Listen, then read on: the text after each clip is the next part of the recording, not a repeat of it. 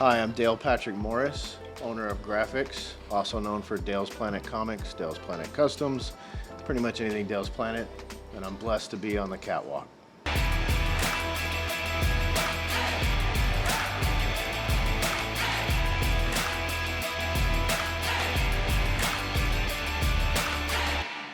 The Catwalk is proud to partner with Second Story Co-working and the Second Story Studio in downtown Midland. Second Story Co-working provides fully furnished offices, open workspace, and multiple conference rooms for your business. There's a space for you for big ideas. Visit today at secondstory.co. Invite people into your story. Good storytelling can set you apart, and let us transform your story. Check us out today at catwalkmediagroup.com. Well, thank you so much for joining with us again this week. I am joined, as always, by my good friend Chris DeGaulle over on the controls. I'm your host, Jay Whitlow, and today I'm very excited to welcome baseball sock extraordinaire wearer Dale Morris. How are you doing, man? I'm blessed. Good to see you. Welcome to the Catwalk. Awesome. Great to be here. Well, man, I got a couple questions for you before our viewers get to know who you are. Okay. There's a couple of bands recently that have said they're going to stop touring, and it's put me in kind of a funk. Aerosmith, and most recently REO Speedwagon. Any of those kind of fit with you? Well, of course. My mom had a big influence on most of my music as a kid growing up, I got to admit. So was my stepdad, but yeah, so of course they do. But with Aerosmith, my first thought is, look, Steven Tyler trying to force it, doesn't sound so good, strains his larynx, this or that. Yeah. It seems like a health issue on that one. On the REO Speedwagon, I have no idea other than maybe they just don't need any more money.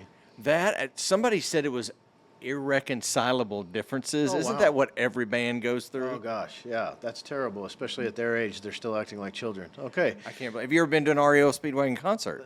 You know what? No, I haven't. Honestly, I've gone to a festival where they were there, but I was late, so no, I didn't see them. Wait, you were late. How do you get late to a concert? Well, Can you share that story? I don't know. That would be really long because that seemed like it was like a never-ending day. So. Was it here in Midland or? No.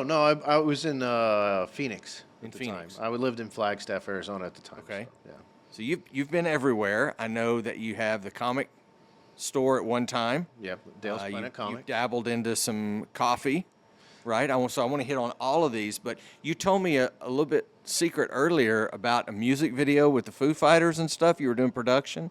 Walk me through that whole story. Okay, so I got into production here in Midland, Odessa, doing small stuff like UTPB commercials, etc. But when I moved to Dallas with a friend of mine, he got on with a company, Mobile Production Services, and I stayed freelance. So as a production assistant, grip, gaffer, whatever they'll give you, I just put my name out there for everything. And I landed a really good shoot, which was for Reebok. And the guy that was directing this shoot, which was going to be multiple commercials, his claim to fame at that time was Futos, the Fresh Maker music video for Foo Fighters instead of Mentos. And I don't even remember the name of the song, frankly, but that was his claim to fame at the time. It was a very well-known single and well-known music video. And so he walked in looking like, he stepped out of a Beastie Boys video, just the simple corduroy pants and Adidas shoes and a T-shirt. What year was this? Gosh, 92, no. 93, 94, 95. 1995. Yeah, 94, 95. Yeah, 95 Wow. probably. Yeah, that was the good music scene during that time frame. Mm-hmm. So I introduced you as the sock-wearing guy. So the first time I ever met you, you had some Detroit Tiger socks on, and you told me you always wear socks like that. So Yeah. what's the story behind the baseball socks? So the sock thing started years ago. I think if you're married at home and you have socks and you share laundry duties, you miss socks sometimes. And then you have a conversation about a dryer or a washer eating socks at some point. Right, at some point. So when you buy a pair of socks that they only go together one way because they're that ugly, you don't lose socks. They don't get eaten for some reason. They seem to stand out. Yeah. So it started that way, but it also was because I was wearing shorts all the time because 90% of the weather here, and I was rapping or I'm in a garage or whatever it may be. So it just started and it never stopped. And then the D situation wasn't as much of the Detroit, which not that I'm not rooting for Detroit Lions or Detroit Tigers or what have you, but it's a gift thing. It started being, I'm going to buy Dale a hat and it has a D on it, or I'm buy Dale some socks and it has a D on it. Okay. When I had a comic book store, there's the same thing with planets. They'd buy me little globes or little planets.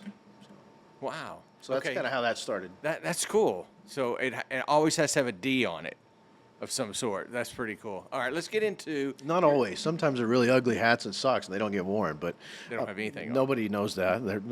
I just say thank you. That's good. That's good. All right, let's get through your journey because I want to hear about every road that you went down and all the places that you landed. So, talk about growing up. Where did you grow up? Get me through, high school, college age, young adult. What did that look like for you? I was born in Oklahoma City as Dale Patrick Watson, and somewhere around age 3, my mom used maiden name because he was no longer in the picture. So Dale Patrick Morris, about age 3. About age 4 to 5, my mom was on her second marriage with an abusive situation. So my grandparents, who was always involved in my life, Jay and Marianne Morris, my mom, Kathy Livingston, well, they had this really amazing business. He had Dwarf Construction, and he had Morris Auto Supply. And one day, that all kind of just got turned off like a light switch. Really? Yeah, so he kidnapped me, so to speak. Saved me is the way I say it. But nowadays, it'd be a long situation probably. It would be different connotation, I imagine. Yeah. But at any rate. So got me out of there, went on what we call the Lamb to Longview, Texas, until my mom could get away as well. Yeah. And they are all born in Oklahoma, raised in Oklahoma. And we ended up in Midland, Texas, as my grandfather started working for a man named Earl Bruno. Okay. And Earl Bruno and Sons. And so my life really took off at that point in 1980. And lived here. My mom, like I said, was in the picture with us. She got remarried. And so it seems like right around junior high, I started living with my mom for a little bit and then back with my grandparents. I wouldn't say I'm playing both sides of the fence. I think it was more like I was kind of torn what was the right way to be. Right. Should I stay with mom? Should I stay with my grandparents? So a lot of it was indecisive and trying to do the right thing at the same time. But because I did that, there's a lot of great things that come of it. The education at Flagstaff, Arizona, when a class of, just a few, and a teacher that cares about what he's doing, which it's kind of a hippie community, so maybe that has something to do with it. I don't know. I'm not going to throw anything out there. I'm just Were you an saying. only child through all this? Oh, yeah, absolutely. Yeah. Really? Yes, sir. Okay. And so I enjoyed that, though. I guess because of me thinking I needed to do that, it actually worked out. And so Right. I still graduated from Lee High School. Okay. I attended the Goddard Junior High and all the elementaries here. You did all the Midland things. Oh, right? yes, Yeah. absolutely. But I also have a class ring for Coconino High in Flagstaff, Arizona. Coconina High. Coconino High, yeah. Wow. Okay. We lived in Coconino County up in the mountains. We lived Wow. in a log cabin for a long time up there. Wait, a log cabin? Yeah, in Timberline. Yeah. So it's like the movies. Oh yeah, literally. We had cinder rock roads, and we had my wooden deck was how I learned how to ollie on a skateboard because can't ride a board down cinder rock. Do you still skateboard? No, I still have to. I'll ride it. I'm not gonna say I skate. You know what I mean? I haven't seen you Skating would flying be around like, downtown Midland with a it's- skateboard yet. My wife would kill me every time I get on something or try to do something I used to do. I get hurt. Yeah. So. But at any rate, that's kind of me getting up through high school, and then in college. Gosh, what a terrible situation mentally for me. It just didn't seem like what I wanted, and I kept forcing myself. It wasn't the academics of it all. It was the discipline of, just simply get off your rear and go do it. There's still going to be benefits to it. Well, I didn't feel like the benefits were conducive to the cost of time in my life. And so I just said, I just want to learn how to do everything. So I did. Learn how to do everything. As best I could. I started with cooking, prepping, sous chef. I went on to waiting tables, bartending, managing. Then I got tired of that, so I went, before that I was doing contracting and framing houses and Right. roofing. That was straight out of high school. I was roofing so many houses, had my own crew, but it was so much work. And so I was always seeking out the one that doesn't involve as much labor at the time. So when you were in Flagstaff, was that when you were doing all these businesses, or was it No. This is me trying to decide that college isn't what I'm looking for. So Okay. I kind of, for lack of a better term, I pissed away money going to college and NAU, not a university. Yeah. Now it's a great university, Northern Arizona University. Shout out, that's a beautiful place, a Yeah. beautiful university now, great campus. When I was going, not so much. The high schools were bigger, but at the same time, I was learning who the heck I was. And then I came back here, got into production, moved to Dallas with a friend because of production. And then I started waiting tables again. I started doing stuff I'd already done, and I didn't like the fact I was doing stuff I already done. So I moved back here because, I'm blessed enough. I got my grandparents here and an extra room. So Right. I come back here, and I think I should enroll in college, less hours, and just see if I can tough out the idea of what a degree will actually bring to me. And then I meet this chick. And that changed everything. Always one of those in the picture. I quit going to classes so I could be around her. And, November 8th, I'll be married for 28 years. So this girl kept you from going to classes, and you ended up marrying her. Yeah. How many years? Be 28 in November. 28 November. Well, congratulations. Thank you. But you never went back to class. No, she quit going to school. She quit going to her job and school. So we were both doing a terrible job of taking care of each other at the time. Right. But so frankly, she married me with no job, and I got a job afterward. Yeah. And What'd then, you do? Well, so then I started, because I'd always felt like I could do sales, because I started selling newspapers when I was like 12. Right. So Everybody had a newspaper route or Yeah, route or whatever. mine was door-to-door sales. I'm going to sell you Was it? subscriptions. Yeah. There would be a truck that picks me up, and there'd be about a dozen of us, and they drop us off in a neighborhood, or they drop us off at an apartment complex, and Yeah. I'd always be the one that gets the most subscriptions by the time we get back to the truck. Now, what was your secret? Just talking to people, let them talk. If you let them talk, they're comfortable, and once they're comfortable, then half the time they'll tell you what they want or don't You want. stick them with a sale. Yeah, then I Yeah. talk to them about the part that they'll actually want to hear, and if Yeah. they don't like it, it's okay. I just realized at that point that's how I can talk to them, Wow. is let them talk. If didn't they know shut the door in your face, you're like, hey, that's okay. Just wanted to talk. Have a blessed day. And it was newspapers? Yeah, newspaper subscriptions for the MRT. Wow. Okay. Yeah. Okay. So I just knew I could do sales. I always felt like that was the easy Yeah. part. Because when you're waiting tables and bartending or managing or doing any of these things with a restaurant, you're in sales. You're selling to your staff. You're selling to your people that are patrons, clients, customers. You're selling yourself at all times, no matter what your level of hierarchy is in the restaurant. Right. So I always felt like it would be pretty easy. And so I started working for Cellular One to sell, cell phone service, but on a large level, like commercial accounts where they Right. need 20-something phones and truck phones and drive over to this phone and it still works phone.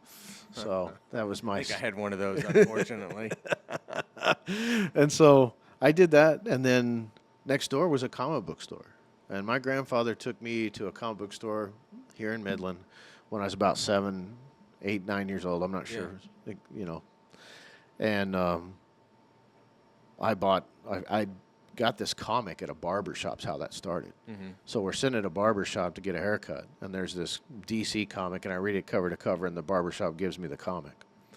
It's How old were you? gosh, 7? between 7 and 9, somewhere in Okay, there. It's yeah. tough to remember exact age on that one, but Teen Titans Annual #2, first appearance of Vigilante was the character, and it was a very serious satire. And I just thought it was captivating. I couldn't put it down. I read it all the way. So he took me to a place called Daily News, and about 1986 rolls around, and I'm really heavy into it. 87, I'm buying everything he gets brand new, reselling a copy of each because I bought 2, back to the store because now it's gone up in value, and I Sure. waited for it to go up in value to sell it back to the store so I could buy more comic books. Right. So it was a big deal. It was something I was really into. And so I walked into this comic book store not thinking anything about that, frankly. I just thought, well, hey, I wonder what's going on in comics today. And they got this little brochure on the counter of a one sheet because she wants to sell the place. And Really? so I went and told my grandfather, I said, what do you think? And he said, well, go get you a small business loan. If they say no, then tell them to call me, and I'll co-sign it. And that was Western National Bank, who's now known as Frost. Right. Gave me a $24,000 business loan that I paid back in 2 years. And you bought the store. Bought the store. Bought everything, and I moved it as fast as I could. It was a terrible Where was it location. located? It was on Billingsley, over there where Kinko's is. Really?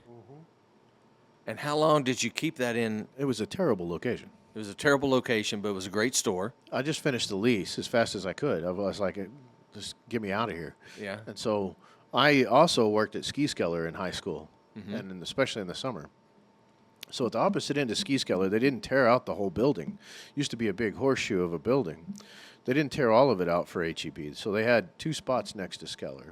And at this time, it was an optical place in an empty location. Okay. Yeah. So opposite end of Ski Skeller, I decided to go ahead and move over there and sign a 5-year lease.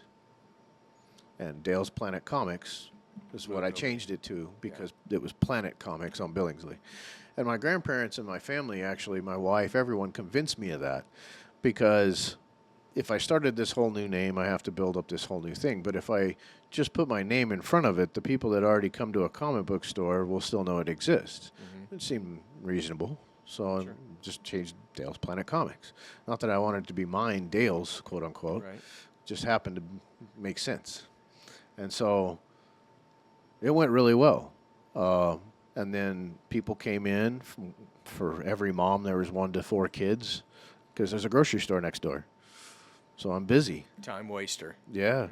And set up tables for Pokemon and Magic, set up areas to play video games, sold toys. So then I've, had customers start getting into anime.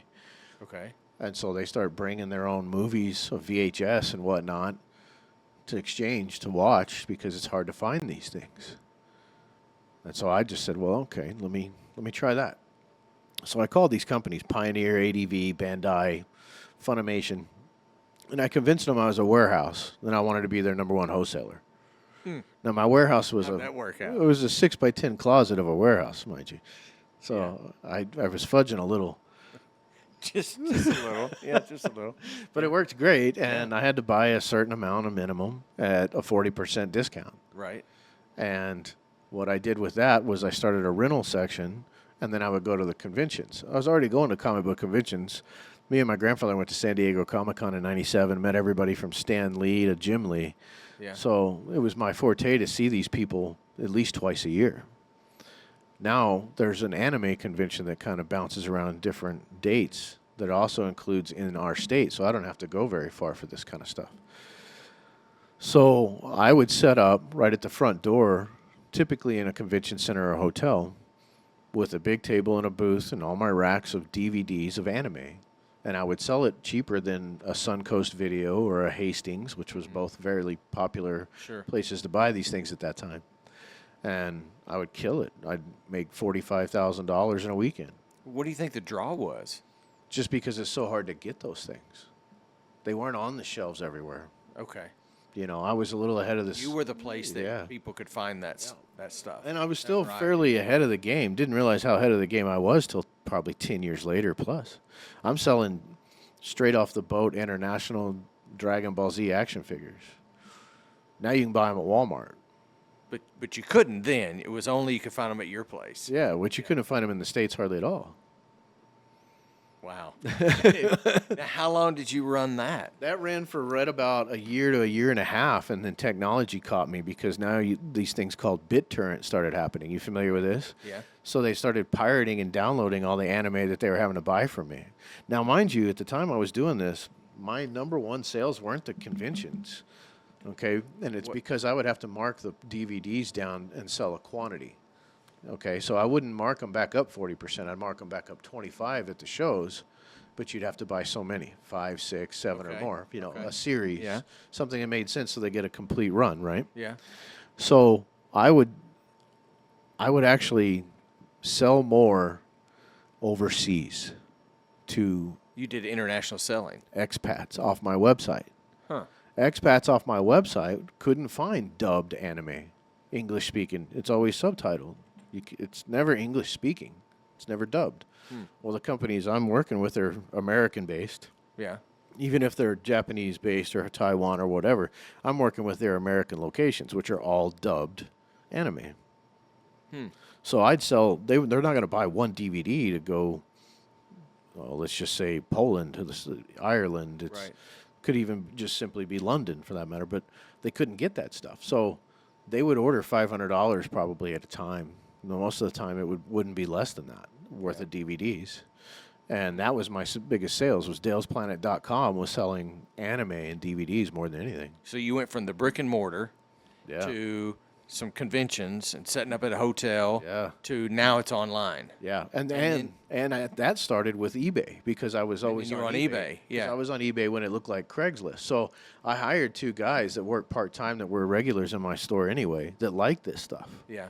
and I would show them how to list it on eBay, and I would So pay then them that's where hourly. Everything started Yeah. clicking. So they got extra paycheck on top of their regular part time job or going to school, whichever it was for the 2 of them. Right.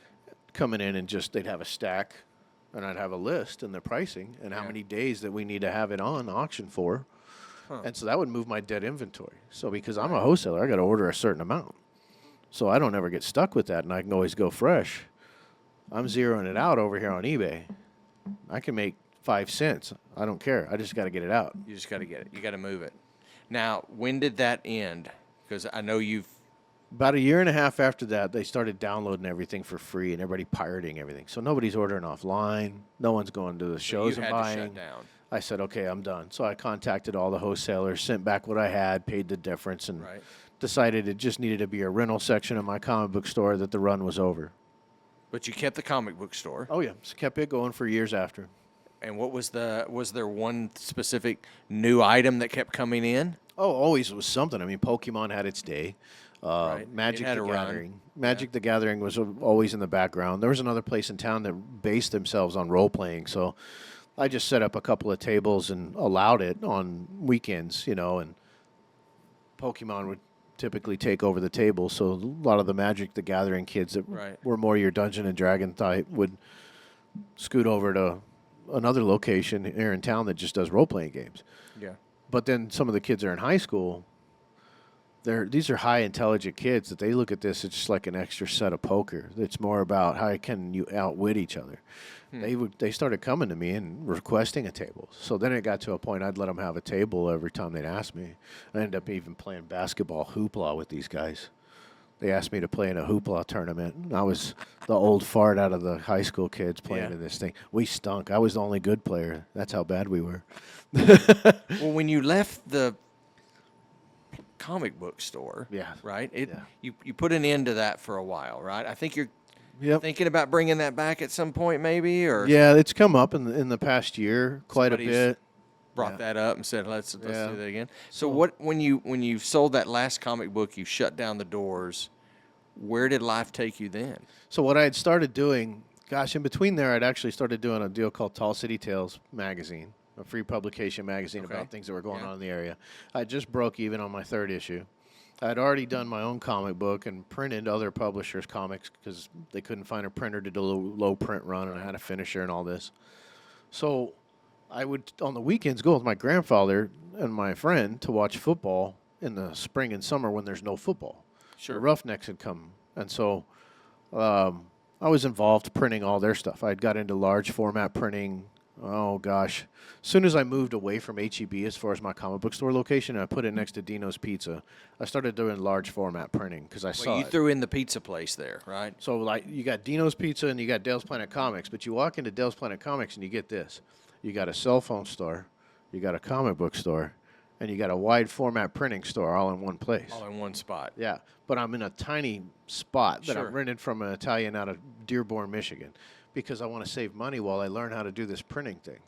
Okay. The cell phone thing So can printing have, was on the side, Yep, kind of. That was your. and I still had never got your rid of side cell hustle. phones. Yeah. I'm still doing that. You're still doing the cell phones. Oh yeah, the whole time. So it was a storefront at that point because I had a Okay, yeah. comic book store, so we Yeah. became a storefront.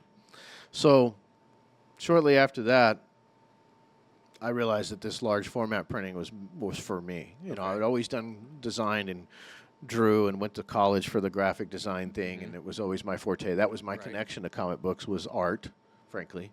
I was in every art class you can imagine in school all the way through college. Even when I tried college, it was mostly art courses.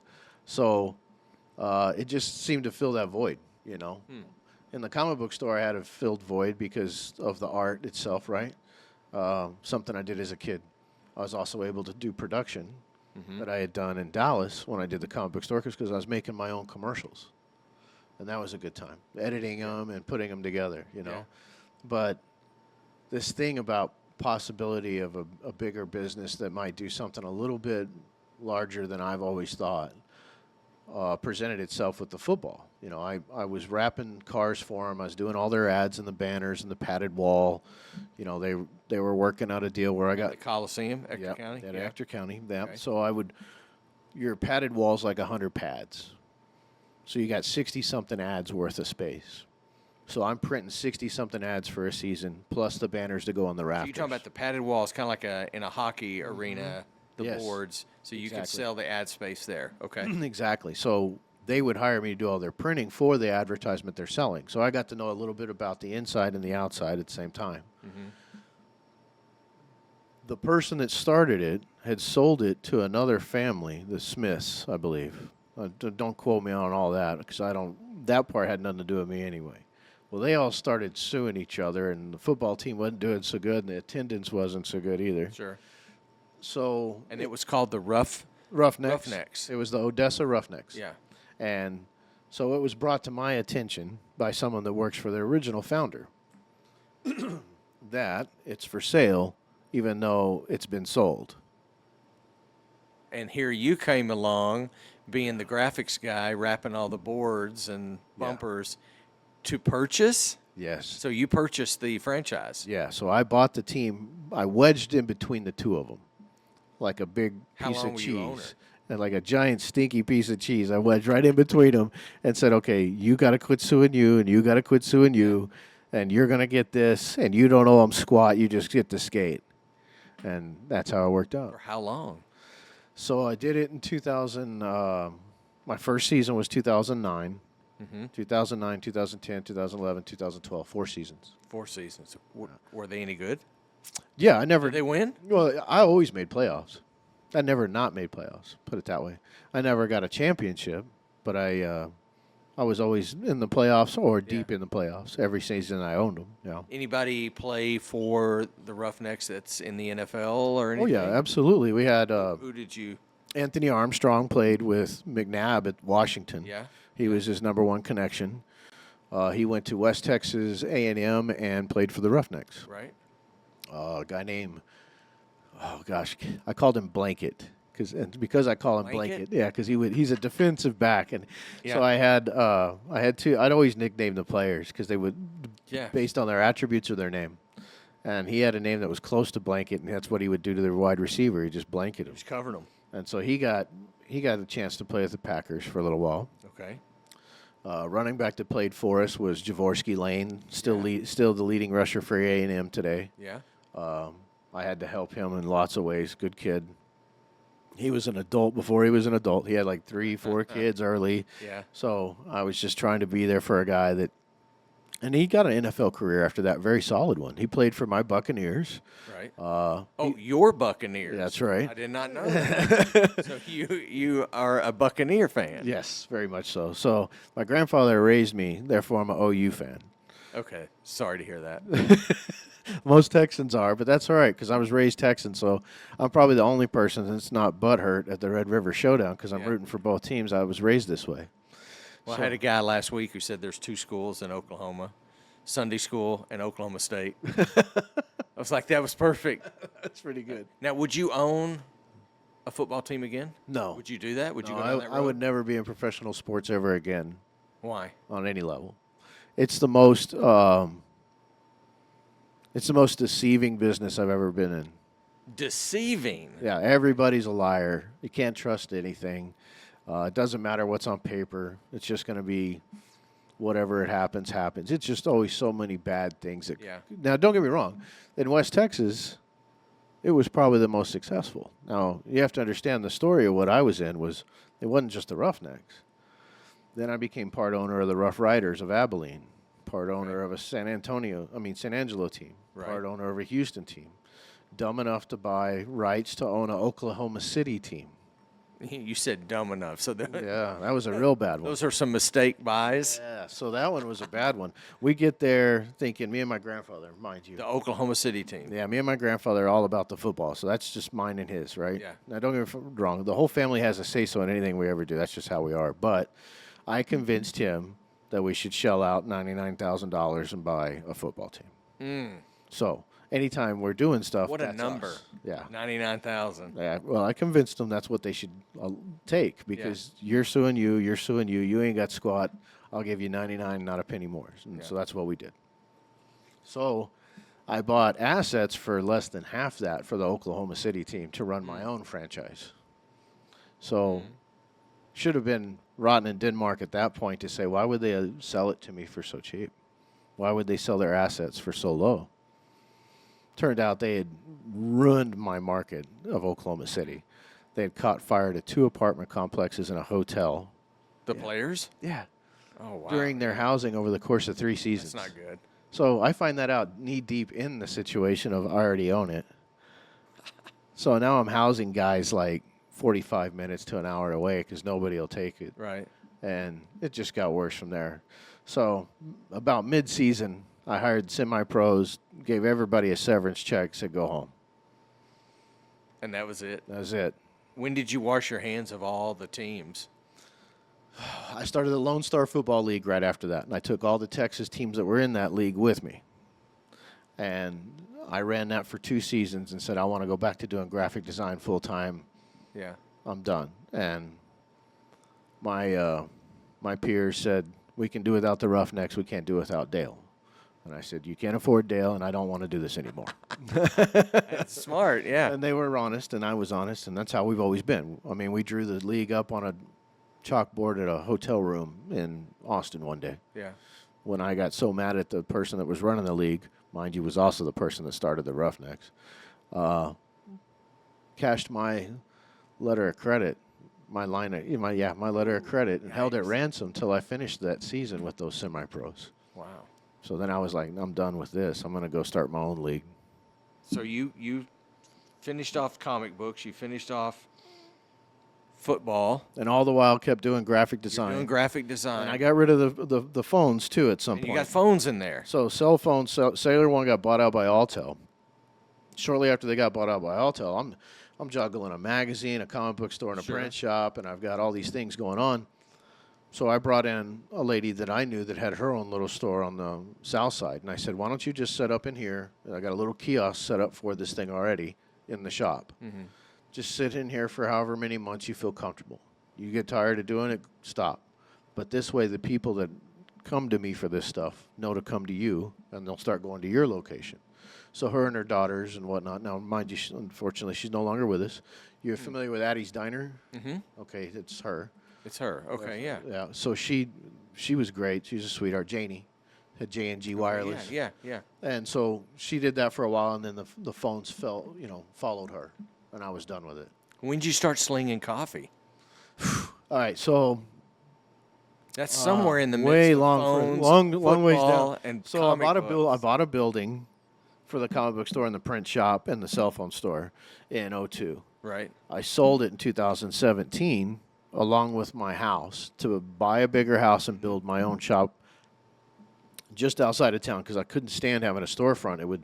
I was blessed that I had business to where a storefront wasn't a blessing. It was a hindrance because someone comes in for a $10 sticker they can get at the mall. I just wasted however much time I could be working on this $3,000, $5,000 wrap. It's just a business decision. So I didn't need it anymore. I didn't want it anymore. Mm-hmm. I sold it, sold my house, bought a bigger house, which came with land so I could build my own shop. And I thought I was in county, which I was. But some idiot named the intersecting the street golf course. And because there's a golf course in town, now we're city limits, even though we're off of East County Road 1150. Right. But that's off of golf course now. So by the time I left, the whole neighborhood was going after the city to pay county tax to the city because they're in county, literally. Yeah. Regardless, I built my own shop. It was great. Working my own hours, bought some new state-of-the-art equipment for what I was doing. Everything was fine. One day, my grandparents and my mother decided to tell me they want to move back to Oklahoma. And my kids are getting to the point where that could be okay situation. My son's done with college. He's got a bachelor's. He's fixing to be on his own. My daughter's about to graduate high school, so she'll go with us, but it's a short time. Who knows what she's about to do? So it seemed to be a fitting time to try and do something. So me and my grandfather had invested in, because Oklahoma became a medicinal state, me and my grandfather had invested in a cannabis grow on a small percentage level. And we thought, well, maybe we'd do something with that. Well, then I started researching and giving a crap about coffee for some reason. And then I realized, well, this is what they do in Amsterdam. They don't go to dispensaries. They go to the cafe or the coffee shop. That's where they go and get cannabis. Right. I said, well, this might work in Oklahoma then. Maybe a coffee shop, dispo combo. Bring Really? Amsterdam to Okie, if you will. And so I just started educating myself like anything I ever got into. I get into it head first and just go after it. And so I started getting into this whole coffee thing. And every time I travel and go someplace, I'd try their espresso and ask them questions. Keith down at the Something Udder in Bernie, Texas. Everybody, if you're in Bernie, Texas, just Google Udder. It'll come up. Udder. It's Something Udder. They have their own coffee shop bar. Okay. Yeah. They brew their own. They roast their own beans, brew their own stuff. Very smart people, very dedicated. And he educated me so much in 5 minutes that I realized I was nowhere near what I needed to be. And he had talked about how he was in training for X amount of time and learning new every day. So I just felt like that was something I really needed to do. I just started going that direction, and maybe we can sell the business and sell the house and follow my grandparents. So we put my grandparents in the car with my mom. Mind you, I had to move them together first and sell, then move, and then sell both their houses. The day that Mr. President Trump comes on television and says, yeah, okay, COVID is a real situation, and you need to take heed. This is what's happening. We're already in a giant U-Haul. We're already leaving. It's already packed. You can't shut down. If we can't wait for more information or make different decisions. This is happening today. And so we drove straight to Elgin, Oklahoma. Yeah. Brand new community, all new housing. Everything's new. It's beautiful. Their house had never been lived in, was just being finished being built. And put them in there. And so I said, let's try this coffee shop dispo idea. My grandfather said, okay. And we brought a couple of people from the investment group of the Grow into it with us to split the cost and go as, percentage holders. Bought of all things, I bought a muffler shop and tore it out, rebuilt the whole thing, added a vestibule, added an awning. Wanted a drive-through, was fighting with the city for a drive-through because there's a flood zone situation. You put the coffee shop in there. Dispo coffee, everything in there. Even had a storage building out back along the creek. Any comic books in there? No, hadn't thought about it yet. But it was something that the community was trying to get me to do because there's just a small 25,000 people community, and they had nothing for these kids. And so they were always asking me, hey, why don't you bring back your comic book store here and do that in your coffee shop? And it's a small space, mind you. So we had like 3 tables. It wasn't going to be great for seating, so it was really made for drive-through. And when I couldn't get the drive-through, well, now there's a problem in the big plan, and went through a lot of red, fiery hoops for the dispensary side of the room just to get going. And it just seemed like it was never going to happen. But mind you, I kept printing. I kept doing print work so that I'd always have something to do, and I also would have some income. Right. But, it's like starting over. Nobody knows I do car wraps for 20 years around there. And it's a 25,000 populous town called Duncan. So Duncan, Oklahoma. Yeah. Birthplace of Mr. Halliburton. And the expendable income is next to none during this time. From 2021 to I gave up at the end of 22 because I just got tired of, spending money and spinning my wheels, and partners wouldn't reimburse you after a while, and all sorts of just negative things that could happen. That's a long slew of, gosh, what did I do? What did I do? I finally said, I'm done. It was in March. I remember my family came to see me for my birthday, and we stayed in, there's a little spot that's kind of like a mini Ruidoso outside of there. Right. And they had rented a cabin, and we stayed in there. And I was just like, what am I doing?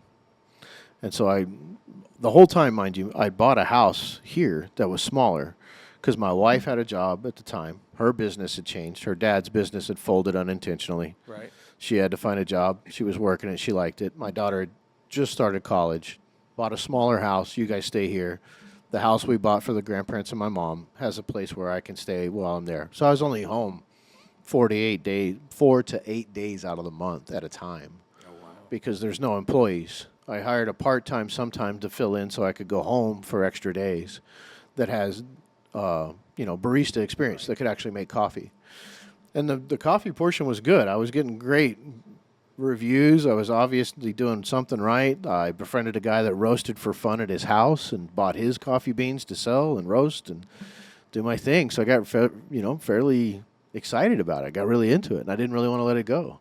So when I gave up on it, I started bagging the coffee, and I registered a name called Midland Coffee. And I started selling it at Midland Meat. And it was just my buddy's coffee that I was grinding up and serving at my shop, but now it's more of a retail So situation. you've got a little bit of a tie back here to Midland with the coffee. Yeah. Yeah. And then you ditched the coffee stuff altogether, moved back Yep. to Midland. Yep. And now you're just doing GraphX. And I'm back to doing just graphics now. Wow. Yeah. All right, so I got to ask, of all of those different businesses, is there one thing you could tell like an entrepreneur, somebody is starting out, like what would you tell them? Like don't do all of these things, what would be that one? The first thing I would say immediately is don't be afraid to work. Don't be worried about your time. Don't be worried about you, because you just dove into something that this is you. And if you don't give it you don't have a chance at all. And if you're okay with sacrifice and you're okay with working hard, it's going to come to you because it's going to start to become fulfilling. The thought of it being quote unquote fun will actually happen because then you feel like you've done something. You'll see the benefits, the goals that you finally met, things of that nature. But that's the number one thing I would tell them. And the other thing I would say is educate yourself because you're never smart as you think you are.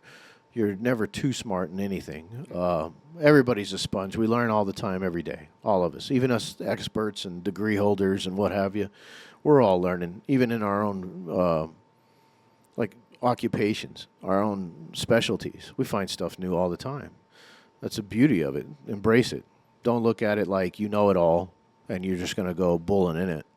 Yeah. Somebody tells you something you didn't know, accept it. Be like, oh, okay, I didn't know that. If you had the magic wand, you had the opportunity to go back into all of those different businesses, is there one thing you'd do differently at maybe the comic books or the coffee or even the football? The football taught me so many things on every level of marketing and advertising, but the hardship and the time that it put on my family, personally, my wife, myself, my kids, me not being around, mainly. Now, and that's another thing. That's another thing you asked me earlier about getting back into football. No professional sports would I ever do ever again because it's so deceiving and at the same time it's so time consuming. You can lose your way and you could lose your own life. Now I can understand why a lot of the hardship from these millionaire athletes, there's some fact there. Like they hadn't been around their family and their family might have finally moved on. And so I wouldn't mess with any of that ever again simply because of that. But magic wand, I probably would say don't let it go to the comic book store and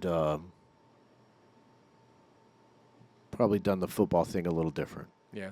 You talked about your grandfather a lot. Is he probably the most influential person in your life? Oh, absolutely. So a lot of people are blessed to have a dad. I'm blessed to have a papaw. That's what I call him. Papaw. Yeah. And he's still alive? Oh, absolutely. His birthday is Wednesday. He'll be 93. 93. And I'll be there Pretty healthy. Friday. Yeah, absolutely. Yeah. And he's in Oklahoma City, or? Yeah, he's in Elgin. He's still in Elgin where we moved him in 2020. Wow. Yeah, and they got a nice little lake house. Tell him hello for me. Absolutely. He has no idea who I am, but tell him hello. Even so, some of the times when I tell him hello from so many Midlanders that he's known for so many years, I'll have to remind him. When he got here, working with Earl Bruno was not only a blessing, but it was introduced through that industry, the pipe industry. So he made friends with Rooster McConaughey, Rick Yaden, a couple other people, Joey Fields, so many guys out The here. old guard. Yeah, some of these guys out here that they look at my graph and they're like, wow, And I look at them same way, just they look at him in a business wow. I look at him like, dude, if you could be a pinky of this guy. Because he's your pawpaw, yeah. That's right. All right, last question before we wrap things up. What do you want to be known for? Wow. Not a football owner. No. I don't think it seems to come up fairly often, but I would like for it not to be. Always thought Dale's Plantet Comics was kind of an arrogant thing. It seemed like it was more of, it's Dale's. And I didn't like the negative connotation with it. But I got to admit, being known for Dale's Plantet Comics has really helped my business and my family for decades.